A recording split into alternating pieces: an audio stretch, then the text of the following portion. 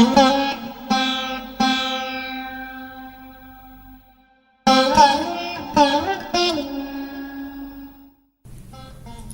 हम गोपाष्टमी त्योहार के विषय में बात करेंगे। गोपाष्टमी का त्योहार कार्तिक मास के शुक्ल पक्ष की अष्टमी को मनाया जाता है। इस दिन भगवान श्री कृष्ण ने गौचरण लीला आरंभ की थी। श्री कृष्ण की गौचरण लीला आत्मा को माधुर्य से ओतप्रोत कर देती है। इस वर्ष गोपाष्टमी 20 नवंबर 2023 को आ रही है। भगवान ने जब छठे वर्ष की आयु में प्रवेश किया तब एक दिन भगवान माता यशोदा से बोले, मैया अब हम बड़े हो गए हैं। मैया यशोदा बोली, अच्छा लल्ला, अब तुम बड़े हो गए हो तो बताओ अब क्या करें। भगवान ने कहा, अब हम बछड़े चराने नहीं जाएंगे, अब हम गाय चराएंगे। मैया ने कहा, ठीक है, बाबा से पूछ लेना। मैया के इतना कहते ही झट से भगवान नंद बाबा से पूछने पहुंच गए। बाबा ने कहा, लल्ला अभी तुम बहुत छोटे हो, बछड़े ही चराओ। भगवान ने कहा, बाबा अब मैं बछड़े नहीं गाय चराऊंगा। जब भगवान नहीं माने तो बाबा बोले, ठीक है लल्ला, तुम पंडित जी को बुला लाओ, वह गोचरण का मुहूर्त देखकर बता देंगे। बाबा की बात सुनकर भगवान झट से पंडित जी के पास पहुंचे और बोले, पंडित जी आपको बाबा ने बुलाया है, गौचरण का मुहूर्त देखना है।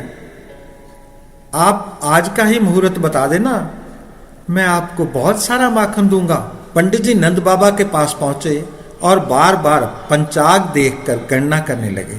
तब नंद बाबा ने पूछा, पंडित जी क्या बात है, आप बार बार क्या गिन रहे हो।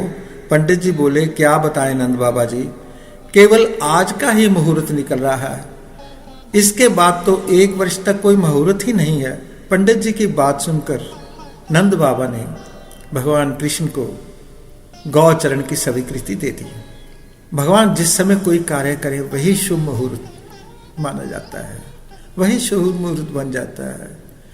उस दिन भगवान ने गौचरण आरंभ किया और ये शुभ तिथि थी कार्तिक मास के शुक्ल पक्ष की अष्टमी। भगवान के गौचरण आरंभ करने के कारण ये तिथि गोपाष्टमी कहलाई। माता यशोदा ने अपने लल्ला का श्रृंगार किया और जैसे ही पैरों में जूतियां पहनाने लगी तो लल्ला ने मना कर दिया और बोले, मैया यदि मेरी गायें जूतियां नहीं पहनती तो मैं कैसे पहन सकता हूं। यदि पहना सकती हो तो उन सभी को भी जूतियां पहना दो ना। और भगवान जब तक वृंदावन में रहे कभी पैरों में जूतियां नहीं पहनी। आगे आगे गाए और उनके पीछे बांसुरी बजाते हुए भगवान श्री कृष्ण, उनके पीछे बलराम और श्री कृष्ण जी के यश का गान करते हुए ग्वाल गोपाल। इस प्रकार से विहार करते हुए भगवान ने उस वन में प्रवेश किया। तब से भगवान की गौचरण लीला का आरंभ हुआ। जब भगवान गौएं चराते हुए वृंदावन जाते तब उनके चरणों से वृंदावन की भू अत्यंत पावन हो जाती। वह वन गौओं के लिए हरी भरी घास से युक्त एवं रंग बिरंगे पुष्पों की खान बन जाते। ऐसी मान्यता है कि गोपाष्टमी के दिन गौ सेवा करने वाली व्यक्ति के जीवन में कभी कोई संकट नहीं आता। पौराणिक कथाओं में यह व्याख्या है कि किस तरह से भगवान कृष्ण ने अपनी बाल लीलाओं में गौ माता की सेवा की। एक बार गोपाष्टमी 7 नवंबर 1966 को भी आई थी। इस दिन हिंदू संगठनों ने गाय के वध पर प्रतिबंध लगाने की मांग को लेकर आंदोलन किया था। वह दिन विक्रम संवत की कार्तिक शुक्ल अष्टमी थी। उस समय प्रधानमंत्री इंदिरा गांधी ने गौ हत्या पर प्रतिबंध की मांग स्वीकार नहीं की। हिंदू साधुओं और हजारों वध विरोधी हिंदू भक्तों के नेतृत्व में गौ हत्या के खिलाफ आंदोलन पर इंदिरा गांधी के आदेश पर दिल्ली के पुलिस ने लगभग 3 से 7 लाख साधुओं और संतों पर हमला किया।